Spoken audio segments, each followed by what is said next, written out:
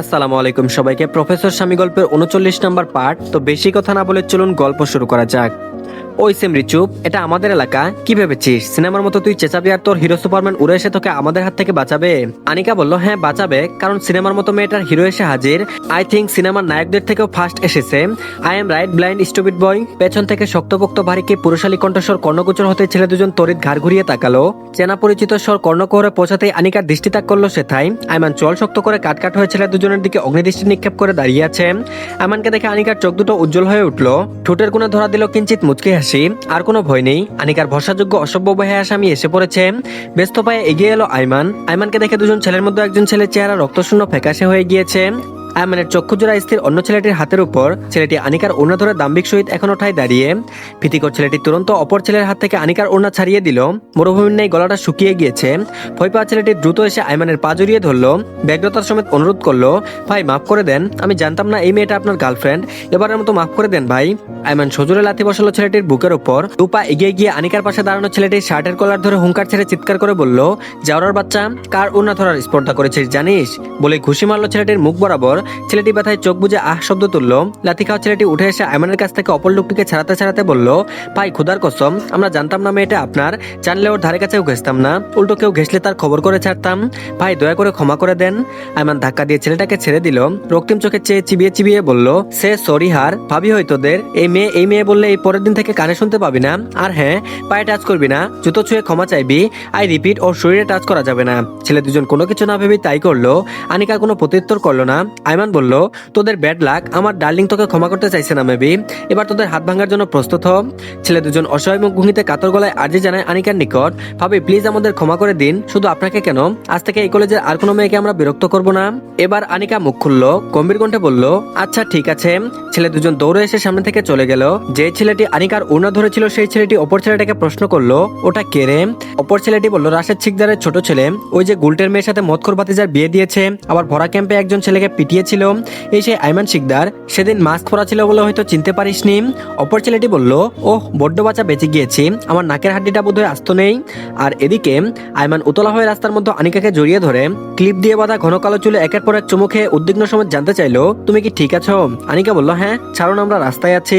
আইমান বলল, এতে আমার কিছু যায় আসে না, এই সমস্যা কি তোমার? আনিকা ভ্রুচিয়ে জিজ্ঞেস করলো, কি? আইমান বলল, সিনেমাটা নেওয়া দেখো না নাকি, যেখানে হিরো হিরোইনকে বাঁচালে হিরোইন দৌড়ে এসে হিরোর বুকে ঝাঁপিয়ে পড়ে শক্ত করে জড়িয়ে ধরে, কিন্তু তুমি তো এরকম কিছুই করলে না, কেন করলে না বলো তো? আনিকা ভেঙচি কেটে কটাক্ষ করে বলল, কারণ আমি হিরোইন না। আইমান বলল, নাও কিস মি। আনিকা বলল, কি? আইমান বলল, জড়িয়ে যখন ধরো নিয়ে এত কষ্ট করে তোমার জন্য ভার্সিটির স্পেশাল ক্লাস না করে ছুটে এসেছি, না আসলে আমার বউয়ের কি হতো, তাই চুমু দাও। আনিকা বলল, সন্ধ্যা নামছে, চলুন বাড়িতে ফেরা যাক। আইমান বলল, চুমু দাও, না হলে আমি নিজেও যাবো না আর তোমাকেও যেতে দিব না। আনিকা পড়ল বিপাকে, শেষে কিনা এরকম নির্লজ্জ মার্কা ছেলে তার কপালে জুটেছে। ভাবতেই মুখভঙ্গি কাদো কাদো হয়ে গেল। আইমান তারা দিয়ে বলল, লেট হচ্ছে ডার্লিং, ফার্স্ট। আনিকা আশেপাশে নজর বুলালো, এখন এদিকে কেউ নেই। আনিকা পায়ের পাতায় ভর দিয়ে মুখ এগোলো। আইমান তৎক্ষণাৎ বাঁকা এসে গলা উঁচু করে নিল। আনিকা কটমট করে দাঁতে দাঁত চেপে বলল, মাথা উঁচু করেছেন কেন? একটা লম্বুকে বিয়ে করেছি, আমি তো আপনার কাঁধ পর্যন্ত। মুহূর্তে আইমান আনিকার কোমর পেঁচিয়ে উঁচু করে সাইডের অন্ধকারময় দেয়ালে লেগে গেল। আনিকার চোখ খিচে বন্ধ করে আইমানের কাঁধের শার্ট খামচে ধরলো। আনিকার মুখ এখন আইমানের মুখ বরাবর, দুজনের তপ্তশ্বাস দুজনের মুখে আছড়ে পড়ছে। আনিকা জিভ দ্বারা ঠোঁট ভিজিয়ে ভূতা মুখে চুমু খাওয়ার জন্য ঠোঁট এগোয় আইমানের গালের নিকট। যে গালে ঠোঁট ছুবে তখনই আইমান গালের পরিবর্তে ঠোঁট এগিয়ে দিল। অতঃপর মিশে গেল উত্তপ্ত চারজোড়া অষ্টপিষ্ট। আনিকা ছাড়তে চেয়েও পারল না, চুম্বকের মতো টেনে ধরেছে আইমান আনিকার উষ্ঠদয়। আনিকার নিঃশ্বাস আটকে আসতে বড় বড় নখযুক্ত আঙ্গুল দিয়ে খামচে ধরলো আইমানের গলার ভাঁজে। সহসা আনিকার উষ্ঠদয় মুক্তি পেল আইমানের কবল থেকে। আনিকার হাত ধরে রিক্সা গাড়ি ডেকে আইমান গাড়িতে উঠিয়ে বসালো। গাড়ি চলতে শুরু করেছে। সামনে থেকে ধেয়ে আসলো মৃদুমন্দ বাতাস, যেটা গায়ে লাগছে। রিক্সাওয়ালা থেকে নজর ফিরিয়ে আইমান ঝুঁকে আসে আনিকার কানের কাছে, ফিসফিস করে বলে উঠলো, এতটুকুই হাঁপিয়ে গেলে হবে? আমার মতো বেপরোয়া হাজবেন্ডকে সামলানো মুখের কথা না, সেজন্য বলছি এখন থেকে প্র্যাকটিস করে নাও, এসব অভ্যাস করে নেওয়া তোমার জন্য ভালো। আর এদিকে দুপুরের জেদি আপোষণ দীপ্তিমান সূর্য মাথাচাড়া দিয়ে উঠেছে। সূর্যের আলো পুরো গ্রামটাকে উজ্জ্বল করে তুলছে। অথচ ভোরবেলা হালকা কুয়াশার চারপাশে মোড়ানো থাকে। পাশে পথে ফসলের জমিগুলো সকালে শিশির জমেছিল, যা এখন নেই। সূর্যের প্রথম আলো শিশিরের ফোঁটাগুলোর উপর পড়লে মনে হয় সেগুলো যেন ছোট ছোট রূপার মতো ঝিলমিল করে উঠছে। পথের পাশে রয়েছে বড় বড় তাল গাছ, নারকেল গাছ আর নানা ধরনের ছোটখাটো ঝোপঝাড়। দূরে কোথাও কোথাও গ্রামের মানুষ খেতে খেতে কাজ করছে। তাদের হাতে কোদাল আর মাথায় বাঁশের ঝুড়ি। হাঁস মুরগি গরু বাছুরেরা ঘুরে বেড়াচ্ছে রাস্তার ধারে। মাঝে মাঝে পাখির ডাক শোনা যাচ্ছে। আর ছোট ছোট ছোট ঝর্ণার মতো পানির শব্দ যেন পুরো পরিবেশকে সজীব করে তুলছে। গ্রামাঞ্চলে ঘরের পাশে আম গাছ, পুকুরের পাশে দাঁড়ানো বাঁশের ঝাড় আর উঠানের মাঝখানে লাল মাটির পথ সবাই যেন নতুন করে জীবন পেয়েছে। কাঠখুট্টো রোদে গ্রামের পথ ধরে মম এগিয়ে যাচ্ছে তাদের ছোট্ট গ্রামের বাড়ির দিকে। গাছপালার সবুজে ঢাকা রাস্তায় হাঁটতে হাঁটতে চোখ মেলে চারপাশে নান্দনিক সৌন্দর্য। মমের আর পরীক্ষা অবশিষ্ট নেই, আজকে লাস্ট পরীক্ষা দিয়েছে। তেমন চাপ ছিল না, আইসিটি ব্যবহারিক পরীক্ষা ছিল। মমের সাথে ওর কয়েকজন বান্ধবী রয়েছে। মম যখন বান্ধবীদের সঙ্গে কথায় মতো তখন মমের চাচাতো ভাই এসে ওদের সামনে দাঁড়ায়। ছেলেটার নজর খারাপ, বয়স কম, মমের উপর তার অনেক আগে থেকেই কুনজর পড়েছিল। মাঝখানে বিয়ে করে শহরে পাড়ি জমিয়েছিল বলে দেখা সাক্ষাৎ হয়নি। বাড়িতে আসার পর বার কয়েক দেখেছে, তবে গঞ্জের কাজের চাপে কথাবার্তা বলা হয়ে ওঠেনি এবং বড়লোক বাড়ির বউ বলে হাত বাড়ানোর সাহস পায়নি। এখন রাস্তায় এই মোড়ে দেখে পুরনো কামুকতা জেগে উঠেছে। চাচাতো ভাইকে দেখে মম কিছুটা ঘাবড়ে যায়, আটসাট হয়ে দাঁড়িয়ে রইল। মাথা নিচু করে চলে যেতে উদ্যত হতে চাচাতো ভাইয়ের অশ্লীল অসভ্য বাক্য কর্ণ করে পৌঁছালো। তারপর বলল, বড়লোক বাড়ির বউ হয়ে তো দেখছি ভালোই তরতাজা হয়ে গিয়েছিস, শারীরিক গঠনগুলো নজর কাড়া লাগছে। মম দাঁতে দাঁত পিষে নাকের পাটাতন ফুলিয়ে ঝাঁজ নিয়ে বলে উঠল, নিজের সীমারেখা অতিক্রম করবেন না কামাল ভাই, নিজের বোনকে এসব বলতে লজ্জা করছে না? কামাল দাঁড়িয়ে হাত বুলিয়ে কুটিল হেসে বলল, ভুল বললি, তুই আমার নিজের মায়ের পেটের বোন না, চাচাতো বোন, তাই তোকে এসব কথা বলতেই পারি। মম দ্বিগুণ তেজ ফুটিয়ে চিবিয়ে চিবিয়ে বলল, না পারেন না, আমি এখন বিবাহিত, অন্যর স্ত্রী, কিছু বলার আগে ভেবে বলা উচিত। আপনার নজর ঠিক করুন, নয়তো আর পরিণাম আপনার জন্য সুখকর বয়ে আনবে না। ছেলেটি বলল, স্বামী বড়লোক বলে চেটাং চেটাং কথা বলা শিখে গিয়েছিস? তোর এই ক্ষুদ্র শরীরে অমায়িক তেজ দমিয়ে দেওয়ার বহুদিন ধরে শখ আমার, আর যদি সেটা করি মন্দ হয় না, কি বলিস? মম আতকে উঠে দুপা পিছিয়ে গেল, পাশ ফিরে চেয়ে দেখলো বান্ধবীরা নেই, তারা অনেকক্ষণ আগে চলে গিয়েছে। ভয়ে মোমের সর্বাঙ্গ কেঁপে উঠলো, হাত পায়ে নামলো নিগর কম্পন। মোমের আতঙ্কিত মুখবিবর দেখে কামাল মজা পেল। এগিয়ে আসতে মোম হাতে থাকা ফাইল শক্ত করে ধরে দৌড় লাগালো। কামালও ছুটলো তার পিছু পিছু। কিছু দূর যেতেই বড়সড় প্রাইভেট গাড়ির সঙ্গে ধাক্কা খেলো মম। ড্রাইভার সময় মতো ব্রেক না কষলে বড় রকমের অ্যাক্সিডেন্ট হওয়ার সম্ভাবনা ছিল। মম হাতের কোনো আর কপালে ঠোকা লেগে ব্যথা পেয়েছে, চোখ মুখ কুচকে দুরু দুরু বুকের সম্মুখে দৃষ্টি তাক করলো। ড্রাইভার সিট বেল্ট খুলে হন্তদন্ত হয়ে মোমের নিকট আসলো। মানুষটিকে দেখে মোমের ভীতিকর নয়নজোড়া খুশিতে চকচক করে উঠল। তার মাস্টার মশাই এসেছে। আগুন কাছে এসে মোমের শরীর চেক করে উদ্বিগ্ন সময় জানতে চাইলো, কোথায় লেগেছে, কোথায় ব্যথা পেয়েছ? মম প্রত্যুত্তর না করে হামলে পড়লো ব্যক্তিগত পুরুষটির চড়া বুকে, শব্দ করে জড়িয়ে ধরে হু হু শব্দ তুলে ফুপিয়ে কেঁদে উঠল। আগুন বলিষ্ঠ হাতে আগলে নিল তার কোমলমতিকে, মাথায় হাত বুলিয়ে শান্ত কণ্ঠে বলল, বেশি ব্যথা পেয়েছো? দৌড়াচ্ছিলে কেন? আর তুমি এই রাস্তায় কি করছো? স্কুল থেকে তোমাদের বাড়িতে ফেরার রাস্তা তো এটা নয়। সময় নিয়ে মম শান্ত হলো। ছলছল চোখে আগুনকে দেখে ঠোঁট ভেঙে আবারও কেঁদে উঠল। ভাঙা গলায় অভিযোগ জানালো, এতদিন পর আমার কথা মনে পড়েছে? শুধু ফোনে কথা বললে হয় নাকি? আমার বুঝি আপনাকে দেখতে ইচ্ছে করে না, ছুতে ইচ্ছে করে না?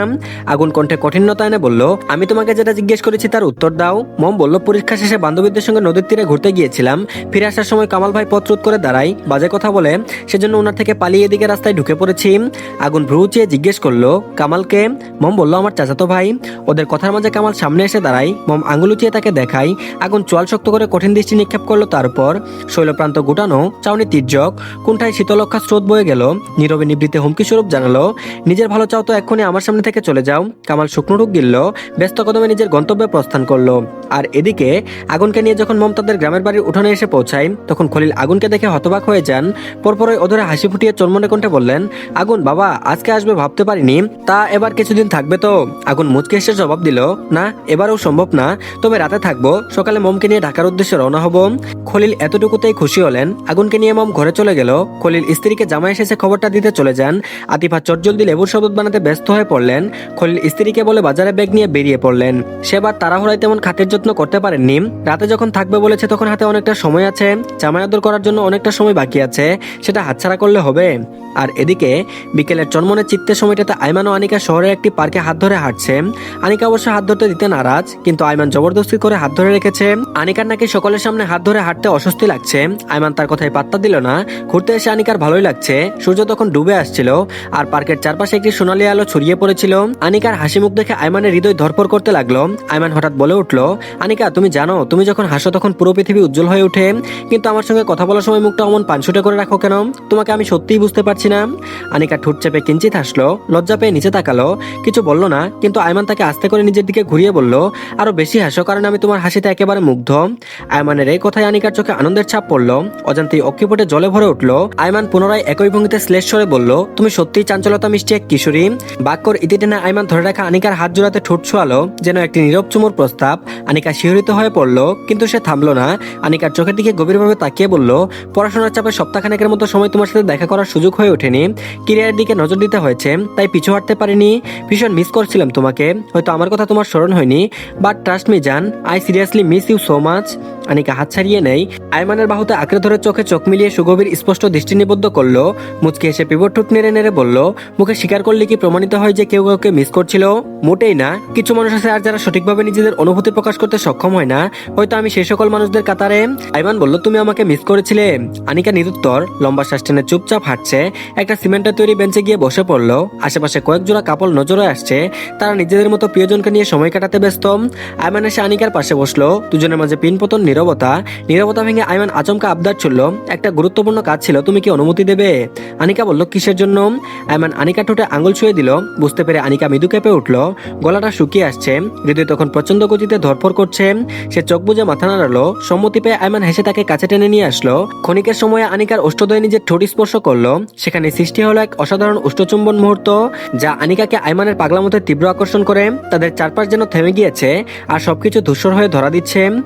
তো ধন্যবাদ সবাইকে। এই পার্টটি এই পর্যন্তই, পরবর্তী পার্টও দিয়ে দেওয়া হয়েছে। সবাই প্লিজ চ্যানেলটিকে সাবস্ক্রাইব করে দিন আর ভিডিওতে একটা লাইক দিন। ভালো থাকবেন সবাই, আল্লাহ হাফেজ।